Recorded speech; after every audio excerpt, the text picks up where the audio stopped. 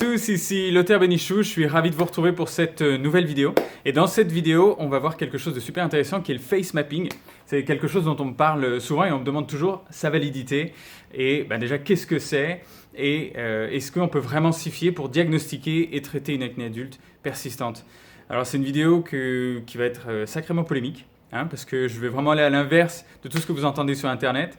Et vous allez peut-être comprendre un petit peu mieux pourquoi vous êtes encore peut-être dans cette situation. Si c'est le cas pour vous, si vous avez une acné adulte persistante et que vous avez déjà fait beaucoup de choses, que vous êtes fié à beaucoup d'informations et que même si vous avez été rigoureux, eh bien ça revient systématiquement. Mais peut-être là, vous allez comprendre un petit peu plus déjà ce qui se passe dans votre corps, mais surtout si on peut se fier à ce type d'informations.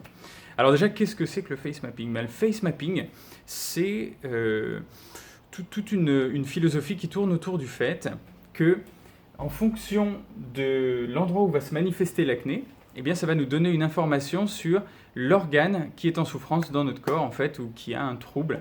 Et du coup, eh bien, on a développé, alors quand je dis on, c'est une communauté scientifique souvent un petit peu parallèle à la médecine classique, plutôt qui va se focaliser un petit peu plus sur des médecines chinoises ou des médecines ayurvédiques, qui sont les médecines indiennes, d'Inde, et du coup, qui sont beaucoup basées sur des croyances.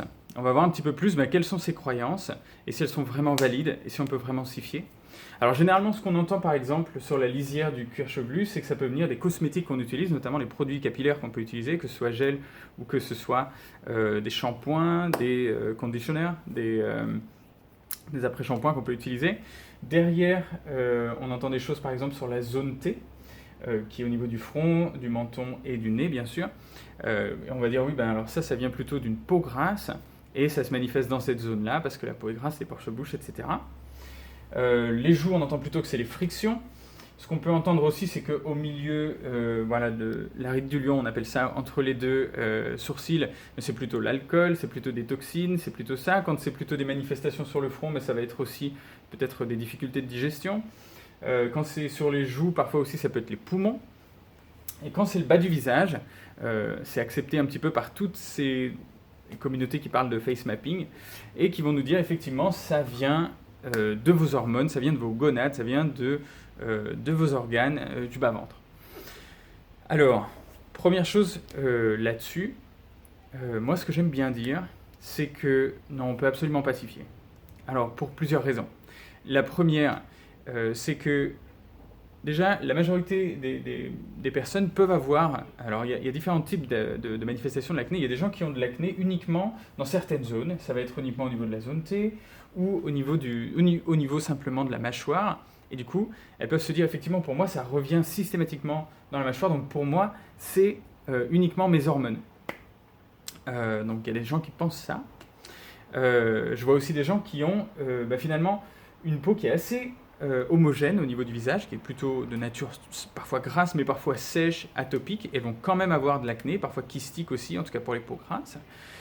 Et du coup, elles vont avoir de l'acné partout.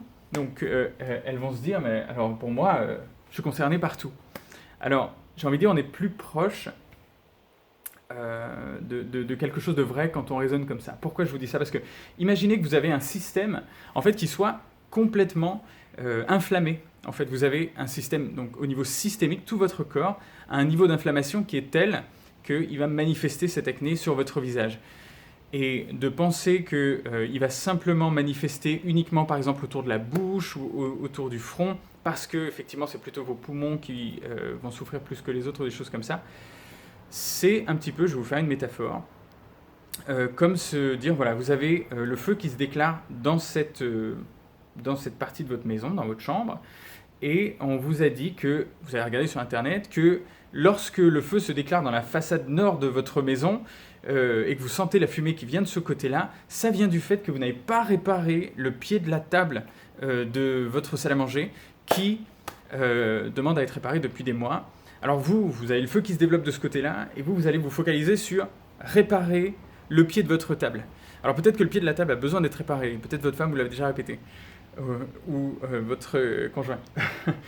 Mais ici, c'est comme si vous pensiez que je vais réparer le pied de ma table et ça va arrêter le feu dans ma chambre. Vous vous rendez bien compte que ce n'est pas du tout le cas. Donc c'est un petit peu la même chose ici, vous avez une peau qui est inflammée, vous avez beaucoup de manifestations acnéiques, vous avez de l'acné qui se manifeste même peut-être uniquement sur le bas du visage et vous allez vous focaliser uniquement sur un facteur. Et comme bon nombre de personnes, ça va revenir quand même.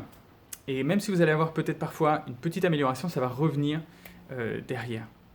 Et ça vient du fait que c'est votre système entier qui est en souffrance, qui est j'aime pas trop le mot en souffrance, disons plutôt qui est inflammé, qui a un niveau d'inflammation qui est tel que c'est à travers cette peau que ça se manifeste. Alors des gens me disent, mais alors le terme, mais comment ça se fait par exemple que pour moi ça se manifeste uniquement au niveau du visage? J'allais dire même le premier zoom à cette réflexion, c'est pourquoi est-ce que moi j'ai de l'acné? Alors que peut-être mon cousin, mon frère jumeau n'a pas d'acné, pourtant on vit un petit peu de la même manière. La première chose, c'est qu'on a tous un système relativement différent et on va avoir un espèce de maillon faible. On peut raisonner comme ça en se disant j'ai un organe ou une manière dont mon corps va choisir de communiquer. Pour certains, ça va être la polyarthrite rhumatoïde, ça va être un lupus, ça va être une arthrite ou une arthrose chronique, ça va être des problèmes digestifs, des gens qui vont aux toilettes 3 fois par semaine, ou parfois 1 fois par semaine, et ils trouvent que ça peut être normal pour eux ou des choses comme ça. On a chacun un maillon entre guillemets faible. Moi j'aime plutôt dire que c'est plutôt une préférence de notre système dans sa manière de communiquer. Et pour ceux qui ont de l'acné, je sais que c'est difficile à accepter, moi j'aime bien dire que c'est un cadeau. Pourquoi? Parce que ça nous donne véritablement une information sur l'état inflammatoire du corps. Et du coup, lorsqu'on me dit, mais alors le terre, pourquoi moi j'en ai que sur le bas du visage, qu'au niveau de la mandibule, quand même, ça ressemble beaucoup au face mapping, etc. Moi, ce que j'aime bien dire, et c'est en fonction du nombre de personnes que j'ai soignées, j'ai pu voir comment les acnés se manifestent et surtout comment elles se guérissent et comment elles ont tendance à se réactiver ou se désactiver complètement.